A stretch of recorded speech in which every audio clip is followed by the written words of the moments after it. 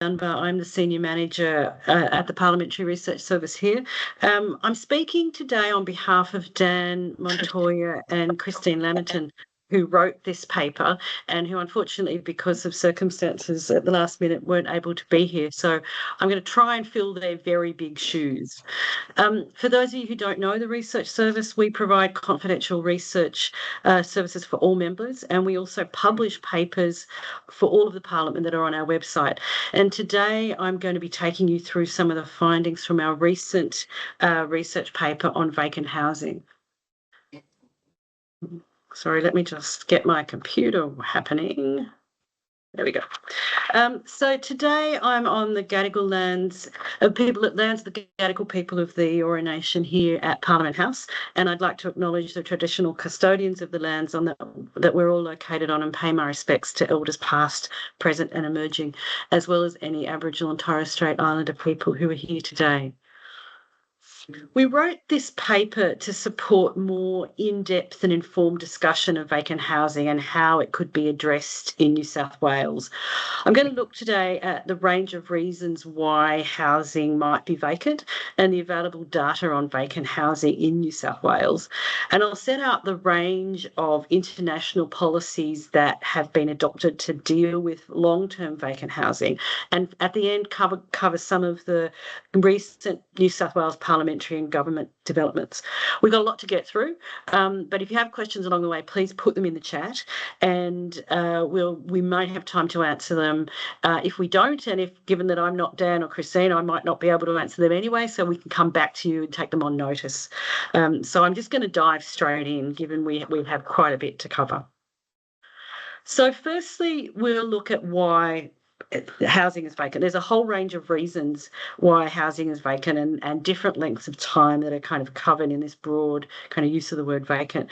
So definitions vary by jurisdiction and across the research literature. So in putting together paper, we pulled together a typology informed by policy, the literature and available New South Wales data. The key distinction about vacant housing is made at the key time distinction is made at the 6-month mark. So many dwellings which are vacant for less than 6 months don't require a policy response. For example, you have frictional vacancies, which is those where a dwelling might be on the market for sale or rent, and so it's kind of that moving in between, and that is essential for a well-functioning housing market. Occasional vacancies include newly completed dwellings, short-term renovations, or owners being away on holiday or for work. And these are the least important from a policy-making perspective, but these are sometimes counted, which can make the data a bit less useful. Short-term rentals such as Airbnb are the only type of short-term vacant housing that have been subject to policy responses around the world. So our paper is focused mainly on long-term vacant dwellings, which are vacant for more than 6 months and are generally considered to be problematic by policymakers. So a dwelling might be vacant on a long-term basis for involuntary and voluntary, all voluntary reasons. So involuntary vacancies include cases where the owner is unable to sell or rent the dwelling due to weak demand. Other examples include incomplete and abandoned dwellings, or situations where there might be delays in the process of getting development approval for the modification of the building. So research has shown that some of these dwellings and some of these situations can lead to negative outcomes, such as reduced property values in an area, increased crime rates, and social fragmentation. Voluntary vacancies occur when the owner chooses to hold the dwelling vacant for reasons such as retention to transmit to heirs, for use as a holiday home or a second home, or speculation to achieve capital growth. Voluntary vacancies have been considered problematic in cities and countries where housing affordability is an issue. And so while the 6-month mark is a key policy distinction, some types of vacancies fall into both short and long-term categories. The main types that do this are around holiday homes and second homes. And so this is an important point from a policy-making perspective, because in jurisdictions with vacancy taxes, which we'll talk about later, second and holiday homes might be liable for the tax depending on how they are used and how much of the year they're vacant. Okay. So one of the key questions that we talked about in the paper, and I'm sure people are interested in, is about how much vacant housing is vacant in New South Wales. And unfortunately, I can't give you a straight answer to that. This is an area that's not well understood. It's under-researched and it's hard to collect robust data. So before I get to the kind of specific New South Wales data, I'm going to identify the 3 main ways that housing data is collected and highlight some of the limitations. Now, we've got some background noise for some people, so if people can be muted, that would be great. Okay. So the three main data sources that provide some insight about vacant housing. The first method is a survey. And so one of the most well-known examples of that is about the ABS census, so the 5-yearly census that counts the number of dwellings that are vacant on census night. And we'll get into that in a bit more in a sec. Second method uses administrative data. And so the ABS has used Australian government data, administrative data, to produce estimates of the number of non-primary residences and inactive dwellings. And the last method uses utility data. And for example, the ABS has used data about electricity consumption to produce estimates about vacant housing for the whole of Australia. There are issues with all of these data sources, and the most important information to collect from a policy-making perspective is about the reasons why a dwelling is vacant and the length of the vacancy. And most of the sources that we have in Australia don't collect that information, and when they do, it's at a pretty high level. So the census used to collect some detailed information about reasons for vacancies back in the 80s, and there are some current US surveys that do provide examples of how it is done today, but we don't currently do it. The only way to collect robust data on the length of a vacancy is to ask the owner for the information. And the census doesn't collect that information, but it can be inferred to a degree from administrative and utilities data. Generally, all 3 data sources capture data about a dwelling at a point in time, whereas many dwellings are vacant for only part of the year. So this means that the data isn't really giving us a whole picture. And finally, as I mentioned, the census data counts dwellings as they happen to be vacant on census night, rather than according to whether they're normally used as somebody's primary residence. Okay, so let's dive in. So the New South Wales data is messy when it comes to understanding what types of vacant dwellings are counted and what are not. And we'll use this chart as a way of exploring it in a bit more depth. But as the slide says, these estimates are not directly comparable. And as you'll see, we work through, they're kind of measuring different things. So you can't really draw them together or draw overall conclusions from them. So first of all, looking at census data. So for the last census back in 2021, it showed that there were about 300,000 vacant dwellings on census night in New South Wales. So this includes the full range of vacant housing types, from those that were vacant for a few nights only because owners were away, to dwellings that had been vacant for several years. For these reasons, the figure is generally interpreted as overstating the number of vacant dwellings. But it also doesn't count some dwellings that might normally be vacant on a short or long-term basis, because some people might have been in there for that particular night. So some short-term rentals, holiday homes and second homes might not be included in this number because they may have been occupied on census night. So this slide, and this is a similar slide we're going to use for the couple of slides coming forward. You've got the 300,000 that's covered there, and that 8.9% is 8.9% of the total dwellings in New South Wales.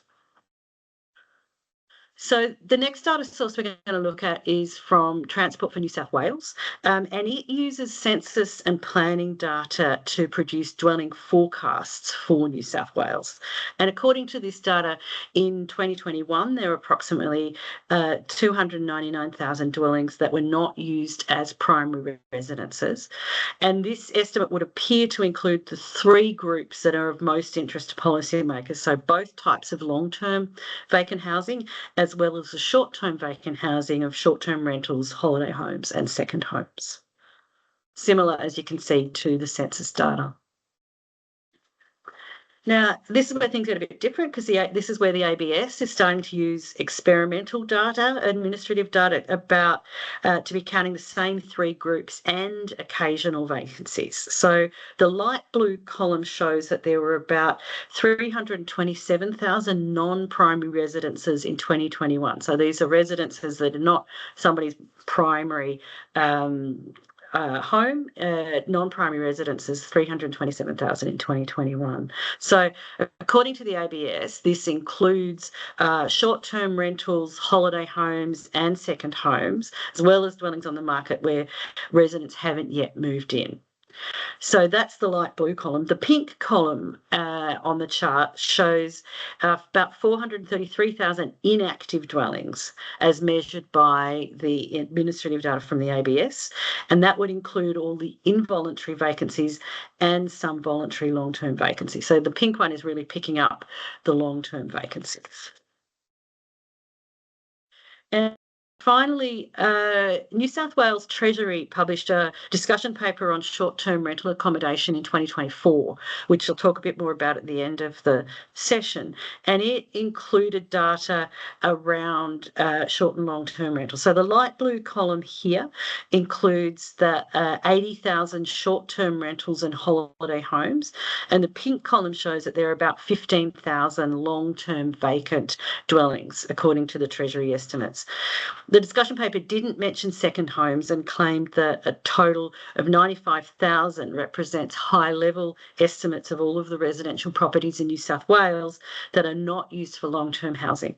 There was no information in the discussion paper about how where these figures came from. So we're not able to kind of draw any conclusions about how they put those numbers together. So in summary, the number of inactive long-term vacancies could be between 15,000, 45,000, or between about 0.5 and 0.5%, 1.4% of all dwellings in New South Wales. And this doesn't include holiday homes or second homes. Looking at the three categories that are of most interest to policymakers around short-term rentals, holiday homes, second homes, there could be, as well as the long-term vacancies, together these could be between 95,000, 299,000, between 3%, 8.7% of all dwellings in New South Wales. So you can see the range of estimates in both the long-term vacancies and also this kind of larger group makes it difficult to draw conclusions. Now, the next two slides, we're going to have a look at the same group of vacant dwellings, but look at trend data over time. So this is complex. Let me just take you through it. There's some research published in 2022 that used census and other ABS data to investigate the amount of vacant housing in Australia, looking particularly at non-primary residences. And so the authors found that between 2016 and 2021, the number of vacant dwellings increased from about 750,000 to just over 1 million. And so the amount of vacant stock grew by 35%. So that growth from 75,000 to just over 1 million, which was much higher than the 9.6% increase in the total dwelling stock at the same time. So in other words, the proportion of vacant dwellings in this period increased from 7.6% in 2016 to 9.4% in 2021. So a much higher increase in vacant dwellings compared to the increase in dwelling stock. So the authors identified two potential causes to this increase in vacant dwellings, though they did caution that the reasons were not conclusive because of data limitations. The first reason was that more homes were built than the number of new households that were formed. And the second reason that they put forward was that there was a significant increase in the number of short-term rental properties and second homes. As with other researchers of vacant housing, they concluded that we need more data collection and to provide a better basis for policy making, that the data is just not up to scratch in this space. So this slide here goes back to New South Wales Transport for New South Wales, their projections about vacant dwellings. And so what they've projected is that the number of vacant dwellings is expected to reach 323,000 next year and 466,000 in 2066. These projections assume that the proportion of New South Wales dwellings that are non-primary residences will remain at 8.7, which is what they are. But as the previous slide showed, that assumption might not be correct, and so that might not be that consistent over time, that constancy of those over time, which means that, again, reinforcing the need for better data around this to improve policy making and the projections that we can make.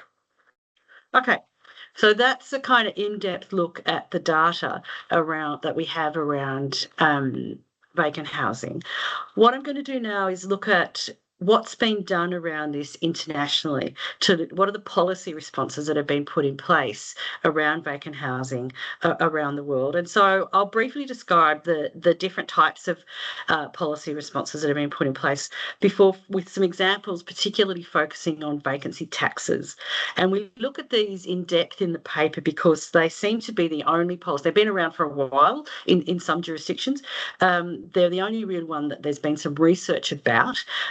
There is a vacancy tax in Victoria, and it's also been something that's been discussed here in New South Wales. So, several policies have been adopted to incentivise owners to bring vacant housing back into use. Countries like Ireland, France, Scotland have all developed national vacant housing strategies that take a range of approaches to dealing with vacant housing. At a local level, a significant number of councils across the UK have developed their own vacant housing strategies. And a policy common to many of these strategies is the employment of an empty homes officer. And so these officers implement the strategies as well as brokering the reuse or conversion of empty properties. In Belgium, France and Spain, some local governments and NGOs have developed programs where vacant housing can be temporarily leased by people in need of housing. For example, in Spain, some regional authorities offer owners of vacant property the option to either pay a fine or enter a temporary leasing arrangement with the local public housing company. And the company offers services such as managing the lease, providing a 6-year rental and monthly payment guarantee, and assisting with preparation of the property for tenants. Finally, some governments offer financial incentives for the restoration and return of long-term vacant housing to the market. For example, a scheme in France provides tax incentives to investors for the purchase and renovation of a vacant dwelling in return for renting the dwelling to eligible low-income households. So these are the policies that have a broad focus about incentivising owners to return vacant housing to use. There are other ones that aim to discourage long-term vacancies, so disincentivising. So there are two main policies around disincentivising. Compulsory requisition or purchase is generally a policy of last resort that's rarely used. In some European jurisdictions, authorities have the power to requisition a vacant dwelling to make it available for rent. For example, in England and Wales, councils can do this in order to rent the dwelling with or without the owner's consent. Compulsory purchase powers are available to authorities in in Scotland and Ireland. In Scotland, there must be a strong enough public interest for using the powers, while in Ireland, they've recently set compulsory acquisition targets for councils where engagement with owners has been unsuccessful. As I mentioned at the beginning of this section, vacancy taxes is a thing that we've focused on particularly in the paper, and they've been introduced by national and subnational governments around the world. These include in Spain, France, England, Scotland and Wales, and subnational jurisdictions in Austria, the US, Canada, and here in Victoria, as well as some cities in Spain, Canada and the US. So 2 arguments have been made in favour of vacancy taxes. The first is that they are a proportionate response to the lack of adequate housing when owners hold property vacant in markets where affordability is a significant issue. The second is that properly enforced, a vacancy tax has been shown to play an effective role in bringing vacant dwellings back onto the market. Proponents for this argument note that the tax may not be as effective as other measures for making the most efficient use of housing, citing a broad-based land tax as potentially being a more effective option. Nonetheless, it can play a role. So they're the arguments in favour. There are also arguments against vacancy taxes. The first is that they'll only have a transitory impact on housing supply, with the amount of housing returning to the market as being relatively small compared to annual housing supply numbers. Second, it might be economically inefficient. For example, the cost of making a dwelling suitable for a tenant may be more than the benefits received from the rental income. Third, in one sense, a tax acts as a mandate on what can be done with the property, which could reduce developers' expected return on investment, depending on where the tax starts to apply to newly developed buildings. And the final argument is that effective enforcement can be difficult and costly. There are generally 5 common elements in place around vacancy taxes. Firstly, they all define vacancy in terms of a set period of time, and the most common definition is that a dwelling is vacant for 6 months, 6 or more months, or in a 12-month period. So that kind of setting, what does it mean for a dwelling to be vacant? In most cases, the tax rate is levied as a percentage of the market value of the dwelling. So other forms can include levying the tax based on the type or the size of the dwelling, or adding a surcharge to an existing tax, such as a property tax. There are a range of exceptions that are usually provided for in a vacancy tax. These include dwellings which are undergoing repair or major renovation, dwellings that were actively marketed for rent or sale during the year, cases where the owner died during the year or is in financial hardship. 8 of the jurisdictions require expenditure of the net tax revenue on affordable housing initiatives. And finally, there are 3 different ways in which the tax is administered. 6 jurisdictions require every property owner to make an annual declaration of the status of each property they own as being either occupied or vacant, so every property that they own. 4 require an annual declaration only from property owners of the vacant property, and this is what's done in Victoria. And the last group uses administrative data to determine which properties are liable for the vacancy tax. So you can do it in different ways.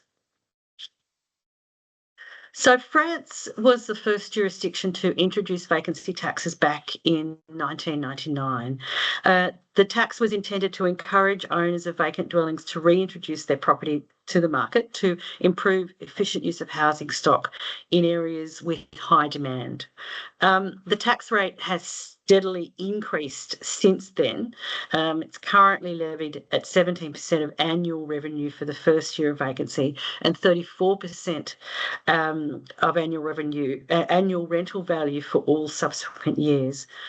Research was published in 2020 2020 that found the initial impact of the tax was to reduce vacancy rates by 13%, and most of the dwellings that became occupied turned into primary residences instead of secondary residences. The research also found that the tax did not act as a disincentive for the construction of dwellings, and that had been proposed as one of the arguments against vacancy taxes. Vancouver introduced a vacancy tax in 2017 because it had one of the lowest rental vacancy rates in Canada. The initial tax rate was 1% of market value, and it stands at 3% of market value. A study in 2024 found mixed results regarding the impact of the vacancy tax. While the tax did reduce the number of vacant dwellings by over 5,000, it didn't improve rental affordability, but it also didn't act as a disincentive for the construction of new dwellings. Victoria introduced a vacancy tax in 2018, and initially it only applied to 16 LGAs in inner and middle Melbourne at a rate of 1% of market value. It now applies to the whole state, except for a few alpine resorts, and it uses a progressive rate starting at 1% for the first year of vacancy and rising to 3% for dwellings that have been vacant for 3 or more years. In 2023-24, the tax raised $27 million in revenue from about 1,600 dwellings. The impact of the tax hasn't been researched, but it appears that its effectiveness might be undermined by a weak enforcement regime. Prosper Australia have looked at water consumption data and estimates that there are between 27,000 and almost 100,000 vacant dwellings in metropolitan Melbourne. So quite a difference in terms of where the tax is being drawn from and what the number of vacant dwellings might be. Okay, so just to quickly, I know we're almost running out of time, quickly run through what's happening here in New South Wales. During the current Parliament, members from different parties have called for the introduction of measures to reduce the amount of long-term vacant housing in New South Wales. Jackie Munro, a Liberal member in the Legislative Council, has moved several motions asking the government to conduct a residential dwelling use and vacancy audit to estimate the number of residential properties in New South Wales and the causes of the vacancies. The government initially supported the motion, but when last debated in March this year, the minister indicated that the government would not undertake the vacancy audit due to limited government resources and challenges with the data collection. As I mentioned earlier, in 2024, the government released a discussion paper on short and long-term rental accommodation. The paper canvassed 3 financial incentives that could shift short-term rentals, holiday homes and vacant properties to long-term use. The incentives were a levy on revenues from short-term rental bookings, day fees per guest staying in short-term rentals, and an annual levy based on the use of the property. The paper noted that were an annual levy to be introduced, exemptions would need to allow for cases where a property was vacant for valid reasons. As of August, just now, the government hasn't released a response to the discussion paper. At the end of 2024, the government amended planning legislation to allow for temporary use of vacant properties, and the change enables housing organisations to use vacant properties that are awaiting development as temporary accommodation for people needing housing. Okay, so to sum up, several key takeaways from the work that we've done for this paper. The first is that the number of dwellings in New South Wales that are not used as long-term residences could lie somewhere between 95,000 and 290,000, with the weight of evidence supporting the higher figure. And this figure includes short-term rentals, holiday homes and second homes, as well as inactive long-term vacant dwellings. When only looking at those inactive long-term vacant dwellings, the number could be up to 43,000. There are a range of reasons for vacancy, and there's no single policy that could be a suitable response to all of these reasons. Countries such as Ireland, France and Scotland have adopted strategies that take a multi-pronged approach to the issue. And vacancy taxes are one of the most common policy responses, and they seem to be the only one that's actually been researched. The evidence suggests that these taxes can reduce the number of long-term vacant dwellings without acting as a disincentive to new investment. Most of the vacant homes in New South Wales appear to be used as short-term rentals, holiday homes, or second homes. In jurisdictions with a vacancy tax, holiday homes and second homes are generally liable for the tax, and Victoria is one of the few jurisdictions that make some exemptions for these homes.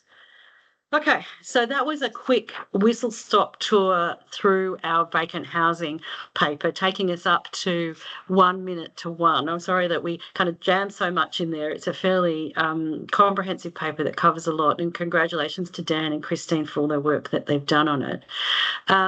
We may not have time for questions, but if people do have any, please put them in the chat and we can come back to you around them, or we're very happy to have a conversation on this issue at any time. If anybody wants to contact the research service, we're very happy to talk to you. What we would love you to do, or if you have a chance, is to click on go to the QR code that's on the screen and let us know if this webinar has been useful for you. We kind of welcome the opportunity to reach out to the parliamentary community to talk about the work that we're doing, and so it'd be great to know if this kind of thing is useful for you. So thanks very much for your time, and stay tuned for more things from the Research Service. Thank you.